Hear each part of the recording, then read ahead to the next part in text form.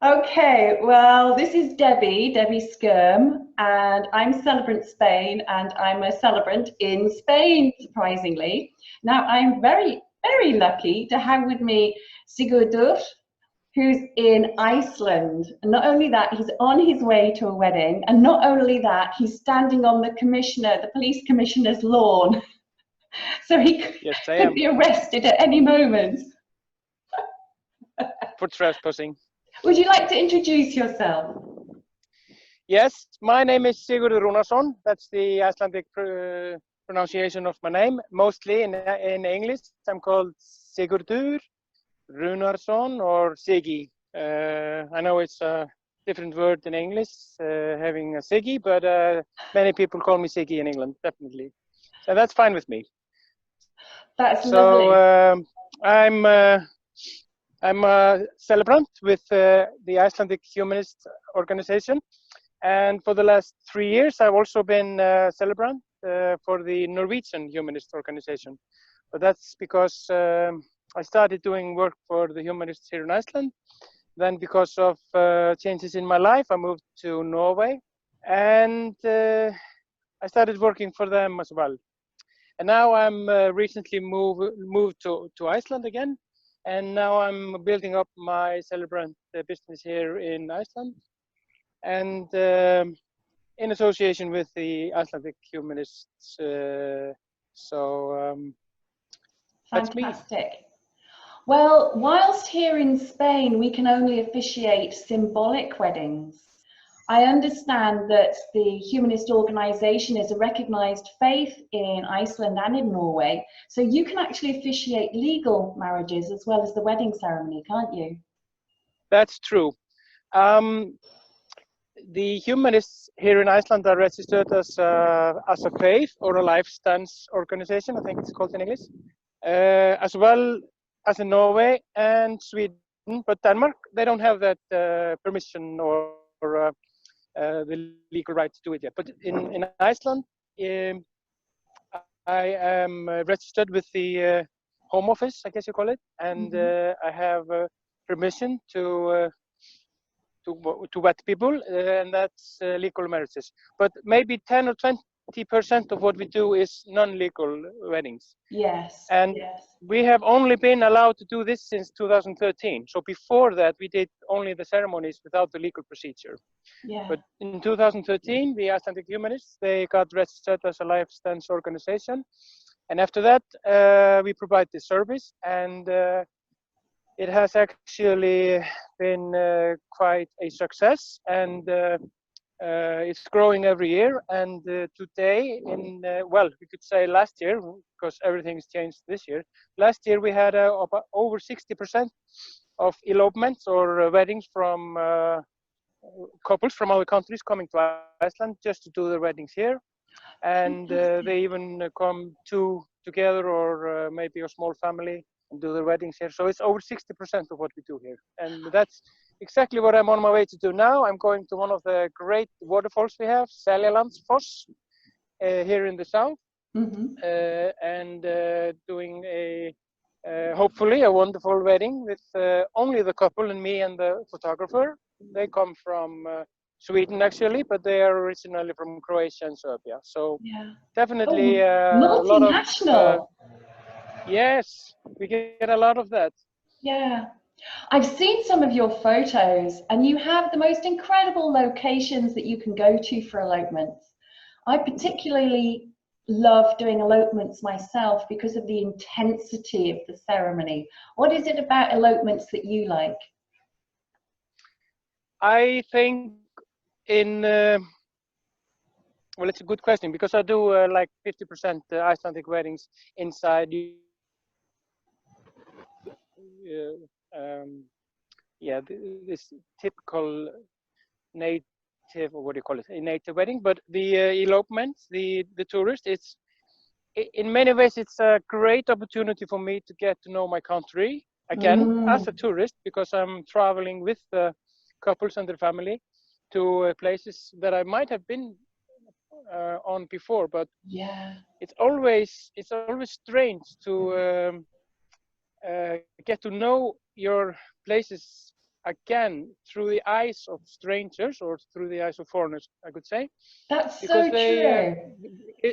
for example, with the northern lights, of course, they're not now today in the sun, but we have the northern lights, and for me, it's like the sun in Spain. Everybody who lives in Spain don't think much of the sun, I guess. So here in Iceland, I'm very used to the northern lights and especially in the winter, and it's not so extravagant for me. Yes, yeah. But people who come here and have never seen the northern lights, have never seen waterfalls or snow or the mountains and the heats, they are seeing my country with different eyes, and I'm getting to know my country again. So I somehow feel lucky that I have the ability to get to know my country again. I And absolutely the agree with you. enjoyment.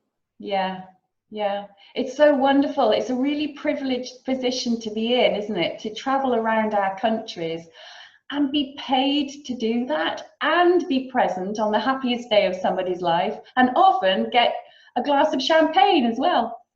Yes, a lot of champagne this week for me. So tell me about some of the rituals or traditions that you can bring into your wedding ceremonies to make them more special.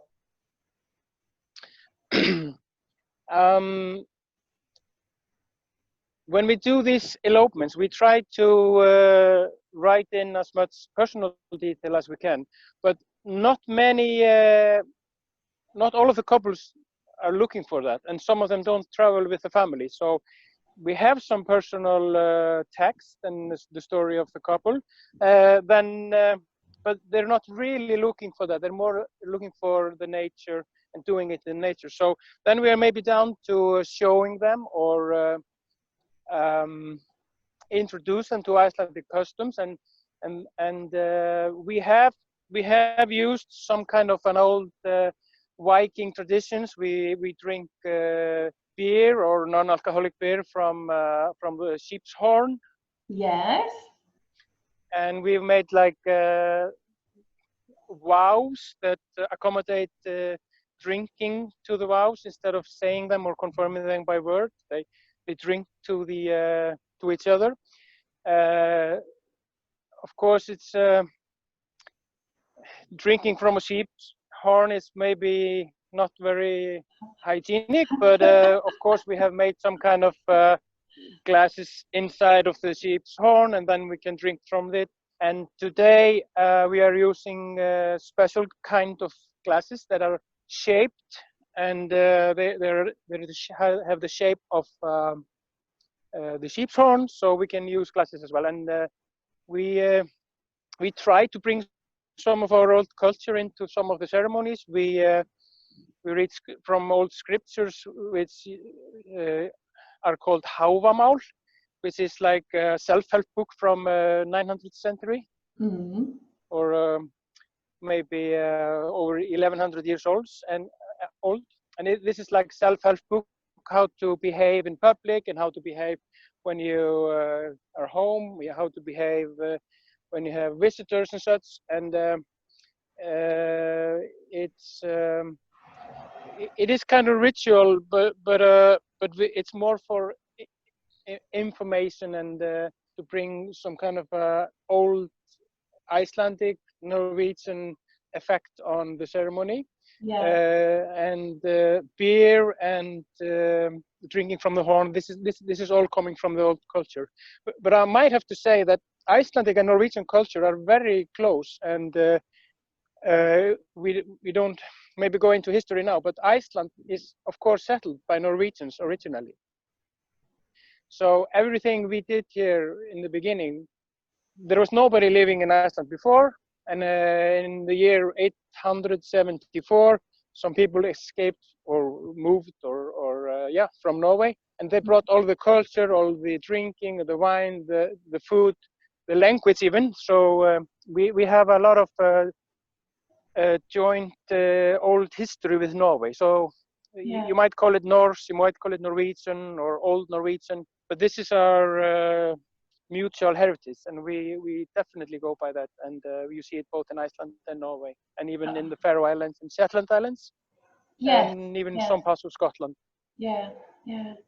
It's fascinating. It's another part of the job that we do that I love so much, finding out the different traditions. And often it's not for me, it's not the Spanish traditions that the couples want so much, but they come from, I have a lot of destination weddings, couples from Yes. lots of different countries, and they want to bring their traditions with them. So I'm learning all the time. I love it, absolutely love it. Yes. Yeah. Well, I know you're very busy. I know that you broke your car journey to specially talk to me. I really do appreciate it. So would you like to tell everybody how they can find you, how they can find out more about you, what your social media is, your website and so on? Yes, I use some of the social media. I use Facebook and Instagram. So I call myself Iceland Celebrant. And if you search for the Iceland Celebrant words, then you on Instagram or Facebook, you will definitely find me, and my name is in there somewhere as well. I post mostly in English, Icelandic, and Norwegian because those are the languages that I do ceremonies in. But well, I did a ceremony in German 3 days ago, and it was a bit hard, but I made it through. But on my social media, I post in those 3 languages, so that's just to accommodate my different clientele. So yes, Facebook page and Instagram, and I try to post as many pictures as I can of the nature, and especially like today when I'm traveling to the south coast and gonna visit one of the waterfalls, I will definitely have probably a live video and some pictures uploaded. So I'll look forward to seeing it. I'll definitely put your links in the comments below so that people can see it all written down. Thank you. Thank you so much. So if I just kind of finish off by saying that I'm Debbie Skyrme, and I'm Celebrant Spain. And it has been a real pleasure. The 2 of us are both on the Celebrant directory as well. So if people want to locate us, they can also find both of us on the Celebrant directory as well.